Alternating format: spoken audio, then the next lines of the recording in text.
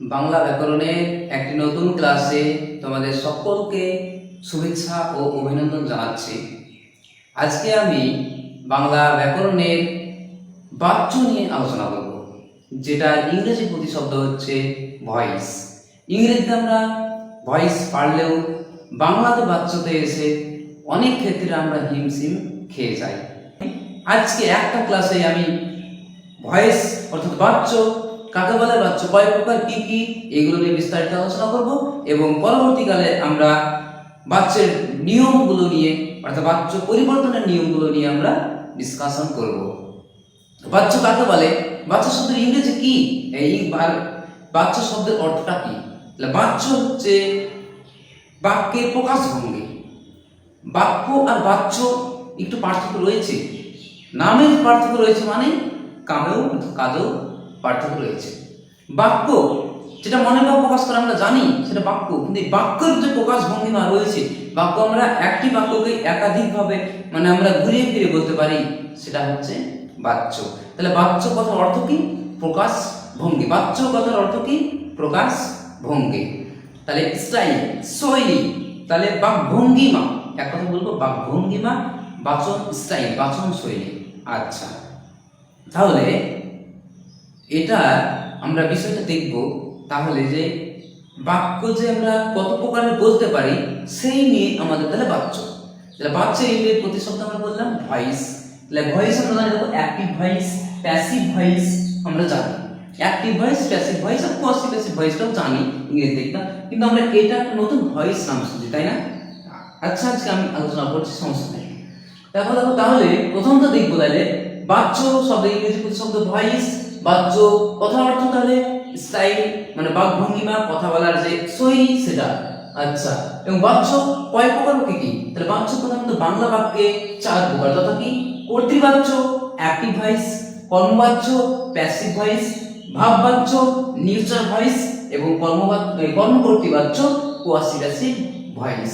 এবার আমরা 4টি বাচ্য নিয়ে আলোচনা করব এবং একটা করে অন্তত উদাহরণ দিয়ে বোঝার চেষ্টা করব। দেখো, কর্তৃবাচ্য, যে বাচ্যে কর্তা প্রধান হয়, যে বাচ্চে কর্তা প্রধান, এইটুকু অন্তত মনে রাখো, যে বাচ্চে কর্তা প্রধান হবে সেই বাচ্চকে আমরা বলবো কর্তৃবাচ্য বা অ্যাক্টিভ ভয়েস। কর্তৃবাচ্য তাহলে রাম ভাত খাই, সে ভাত খাই হবে।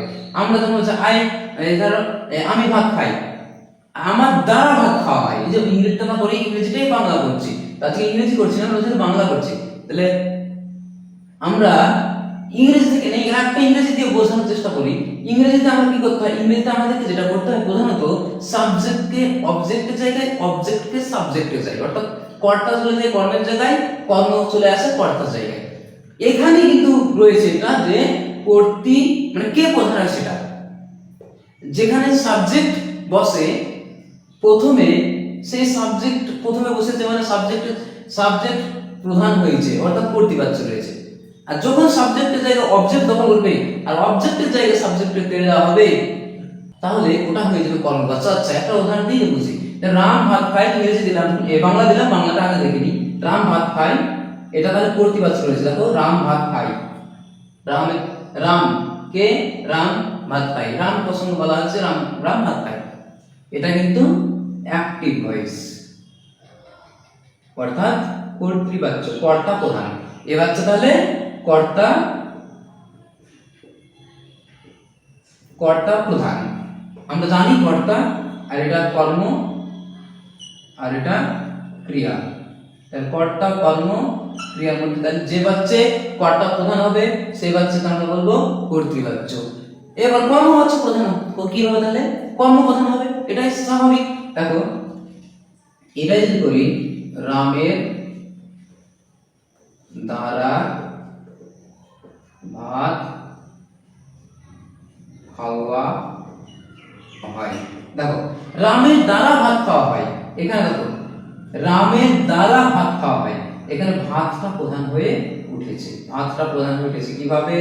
দেখো, রাম ভাত খায়, এটা কিন্তু রাম মানে কি বলবো, এখানে রামের ইচ্ছা অনুযায়ী, কিন্তু মনে এখানে দেখো মনে হচ্ছে না যে রামকে জোর করে খাওয়া মানে একটা রাম ভাত খায়, এটা সাপোজ সে হাঁটে নর্মালি, কিন্তু তার দ্বারা হাঁটা হয়, মানে এটা কিন্তু একটা নির্ভর মনে হচ্ছে যে একটা মানে তার উপরে দায়িত্ব কর্তব্য পড়ে গেছে। তো এই ভাতটা যেন রামের দ্বারা খাওয়া হয়, এটা যেন একটা দায়িত্বের মধ্যে পড়ছে, এরকম একটা হচ্ছে। তাহলে এই কর্মটাই প্রধান হয়ে উঠেছে এবং কর্তা তো অপ্রধান হয়ে গেছে। তার জন্য কর্তার উপরে কি হয়েছে, কর্তার সঙ্গে বিভক্তি এবং অনুসর্গ যুক্ত হয়েছে। কর্তার সঙ্গে বিভক্তি এবং অনুসর্গিত বিভক্তি রাম যোগ এর, তাহলে এর বিভক্তি যুক্ত হয়েছে এবং দ্বারা অনুসর্গ যুক্ত হয়েছে। তাহলে কর্তাকে অপ্রধান করে কর্ম যখন প্রধান হয়ে উঠবে তখন সেই বাচ্যকে আমরা বলবো কর্মবাচ্য, ইংরেজিতে সেটা প্যাসিভ ভয়েস। ভাববাচ্য যেটা নিউট্রাল ভয়েস। ভাববাচ্য হচ্ছে যে বাচ্চা ক্রিয়া, অর্থাৎ এখানে ক্রিয়া মানে প্রধান হবে, যে বাচ্চা ক্রিয়া প্রধান হবে সেই বাচ্চাকে আমরা বলবো ভাববাচ্য। ভাববাচ্যের উদাহরণ আমরা কি দেখব, তাহলে তোমার ধরো বলে আসা হোক, ধরো বলে তার যাওয়া হয়। এখানে কর্তা কর্ম কোনটাই প্রধান হবে না, প্রধান হবে ক্রিয়া, আসা হোক যাওয়া হয়। তাহলে এই যে এখানে মনে রাখবো যে বাচ্চে কর্তা এবং কর্ম কোনটাই প্রধান না হয়ে ক্রিয়া প্রধান হবে, তখন সেটা হবে ভাববাচ্য। ভাববাচ্যে হয় এবং হোক বেশিরভাগ এই ক্রিয়া আমরা দেখতে পাবো। এরপরে কর্মকর্তৃবাচ্য। কর্মকর্তৃবাচ্যটা কি মনে রাখবো, যে কর্মকর্তৃ বাচ্য যে বাচ্চে কর্তা উল্লেখ থাকে না এবং কর্ম কর্তার উপর প্রতীয়মান হয়, সেই বাচ্যকে আমরা বলবো কর্মকর্তৃ বাচ্য, ইংরেজিতে কোয়াসি প্যাসিভ ভয়েস।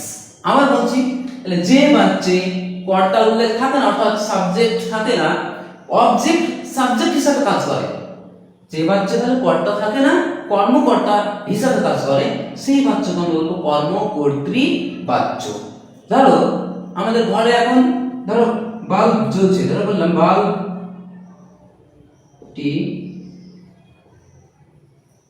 জ্বলছে, এবার বললাম ফ্যান ঘুরছে, এবার ধরো কলম, এটা বললাম কলমটি লিখছে। দেখো এখানে আসলে কিন্তু এগুলো কিন্তু বাল্ব, ফ্যান, কলম এগুলো কিন্তু কর্ম হয়। ধরো যে বইটি পড়ছে, যেখানে একটা উদাহরণ দিই বলি, মানে যেটা কর্ম হওয়ার কথা ছিল সেটা যখন কর্তা হবে, কেন, যখন কর্তা উল্লেখ থাকবে না, যখন বাক্যে কর্তা উল্লেখ থাকবে না, তখন যদি সে কর্তা হিসাবে মানে ব্যবহৃত হয়, তখন সেটা হয়ে যাবে কর্মকর্তৃবাচ্য। ধরো বাড়ির গার্জেন নেই, সেখানে গার্জেন হিসাবে কাজ করলা তুমি, এটাই হচ্ছে কর্মকর্তৃবাচ্য। মানে কর্তার কাজ যখন কর্ম করবে তখন সেটা হয়ে যাবে কর্মকর্তৃবাচ্য। তাহলে এইটুকু আমরা অবশ্যই মনে রাখবো যে কর্মকর্তৃবাচ্য হচ্ছে কর্তা, কর্ম এবং ক্রিয়া কোনোটাই কখনো হবে না এবং কর্তা উল্লেখ থাকবে না, ফলে কর্ম কর্তা রূপে ব্যবহৃত হবে। কর্ম অ্যাকচুয়ালি কর্ম, কিন্তু সে কিন্তু কর্তা হিসাবে কাজ করবে, এটাই হচ্ছে কর্মকর্তৃবাচ্য। এই ছিল আমাদের বাচ্য নিয়ে আজকের আশা করব তোমরা বাচ্য সম্পর্কে বিস্তারিত আলোচনা বুঝতে পেরেছো। আর যদি কোনো জায়গায় বুঝতে অসুবিধা থাকে তাহলে আমাদেরকে জানাবে, আমরা পরবর্তীতে ভিডিও বা ক্লাসের মাধ্যমে জানিয়ে দেব। ধন্যবাদ।